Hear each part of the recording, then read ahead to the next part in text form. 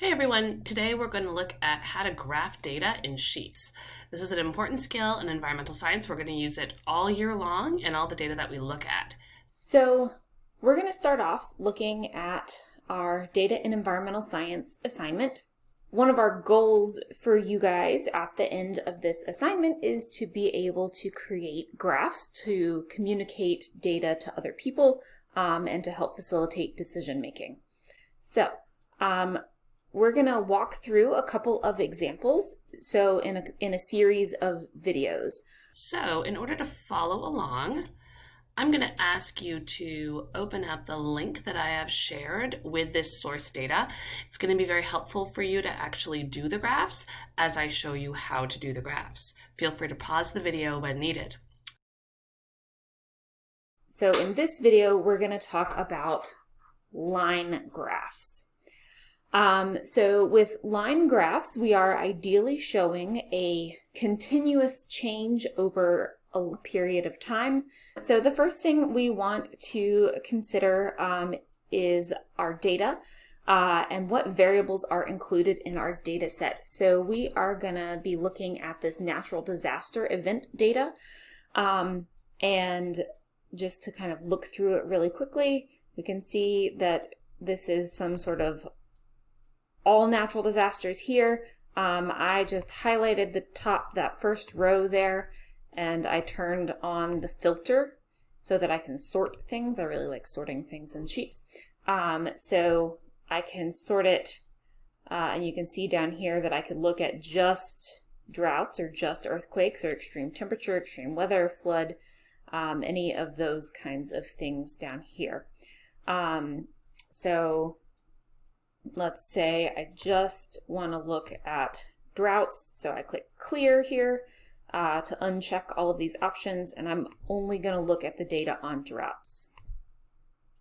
Okay, so now I have my data only on droughts, and then I have each year for which that data was collected and the number of reported disasters, so the number of reported droughts in this case here. So I have fairly continuous data. It looks like it's every 3 or 4 years or so. So I have 1900, 1903, 1906, 1910, and so on like that. So that's fairly continuous.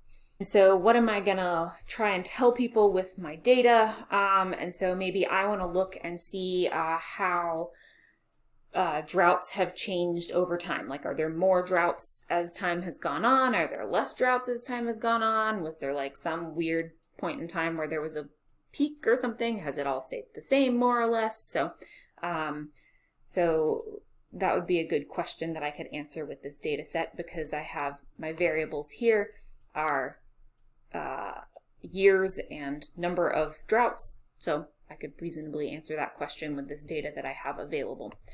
And then we need to figure out what kind of chart we're going to make, or what kind of graph we're going to make. I'm comparing time and number of droughts. So I'm comparing things over time. So these are my 4 options up here, and I have many periods. So I had like bunches and bunches of years here. If I just had a couple of years, then maybe I would use this one, but I have a bunch of years. And then my data is not cyclical. So it's not like a season or something that repeats in a cyclical pattern. So this little chart suggestion thing tells us that we should be making a line chart. So to make a line graph, we're going to highlight the columns that our 2 variables are in. And if you want to highlight the entire column, you can just click at the top.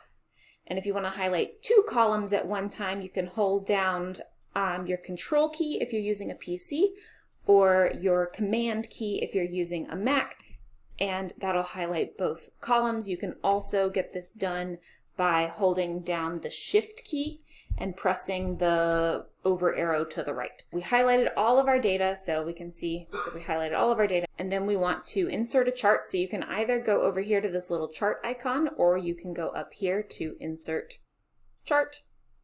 Either way works. And then we wait for Google.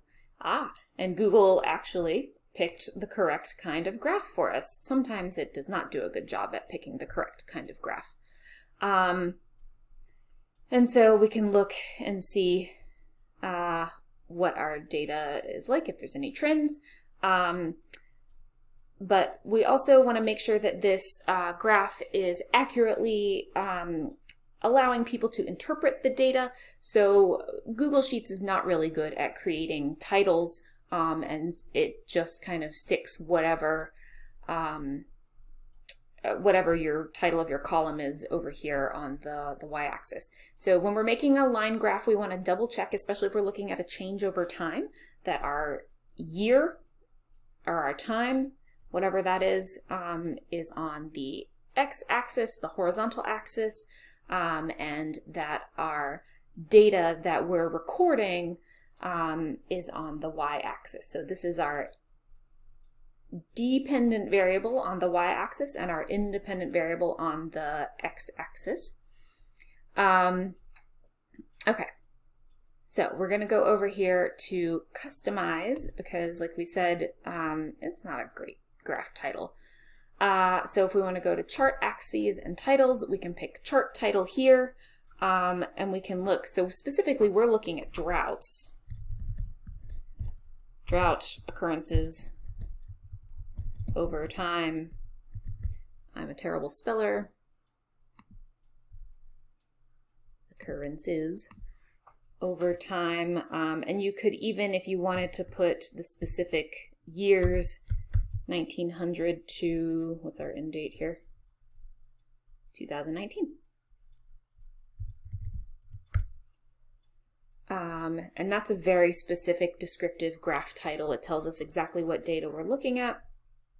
And then if we want to change this y-axis title to reflect specifically what kind of data we're looking at, then we can click on this and change our vertical axis title. So our y-axis is our vertical axis. And we would say, instead of natural disasters, we're specifically looking at droughts. Okay. That looks good. So we can be done with our chart editor there. And then if you want to put this chart in anywhere, so it says to copy and paste your graph into the space below and in the class slides. So your graph needs to go here as well as in the class slides. You can go to copy chart here from these three little menu dots, and then you could paste that in over here, just like this. Maybe. You can paste it linked or unlinked. That's up to you. There we go. And then you could go and interpret your data. All right, so that is looking at line graphs. I'll see you in another video to talk about other kinds of graphs. So thanks guys for watching. So in order to follow along, I'm going to ask you to open up the link that I have shared with this source data. It's going to be very helpful for you to actually do the graphs as I show you how to do the graphs. Feel free to pause the video when needed. Okay, so first we're going to start with creating a line graph. In order to do this, I got some data from ourworldindata.org, which we're going to use over and over again throughout the year. And this is the number of reported natural disasters globally from the year 1900 through 2018. So if you notice, I have two columns for my data. I have year, and then I have number of reported disasters. Now, if you scroll down through the sheet, you'll notice that this is a very large data set. So in order to graph this data, I'm going to highlight both columns. And to highlight both columns, all I have to do is click through A and B. So if I click through the top, that'll automatically highlight both columns of data. And then I'm going to insert a chart. So there's two ways to insert a chart. You can either go to the insert button up here and say insert chart. You can do that. Or you can hit the little chart icon, which is right over here. Oopsie. And that will do the same thing for you. So I'm going to hit the chart icon, and then I get this graph popping up. My suggested type of data is a scatter plot. So I don't love the scatter plot for this type of data. It doesn't allow me to see the differences through this data set. So I'm going to use a line graph. One of the things you might notice here is, so first of all, let's just make sure we have the right data. We have on our y-axis our dependent variable, and that's the number of reported natural disasters. So that's what we want. That's good. On this end, we have our independent variable, which is our year, also exactly what we want. However, if you notice, my lines are a little bit squiggly through my line graph, and that's because for each year, I have multiple data points. So one of the ways that I can get those to get bunched together is to click this little box here that says aggregate. Woo.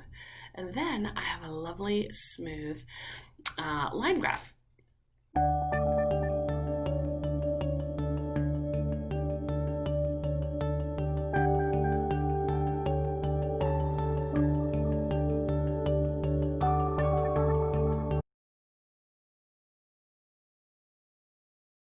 So as you can see, we have a trend in our data here for number of reported natural disasters. As our dates increase, there's an increase in the reporting of natural disasters, and then it sort of fluctuates a little bit throughout the years. So one of the nice features of this chart is I can move my mouse over and it'll actually pull up the numbers. So if I want to look over down here at 1902, and it says number of natural disasters, reported disasters, parentheses, and it says 18. If I were to add up the numbers here on my table, that would be the aggregate, the total number of disasters, which would be 18. Just so you know, one thing missing here is that the reason that we have multiple data points for 1900 is because it is organized by type of disaster, which we're going to look at next. So that's your line graph.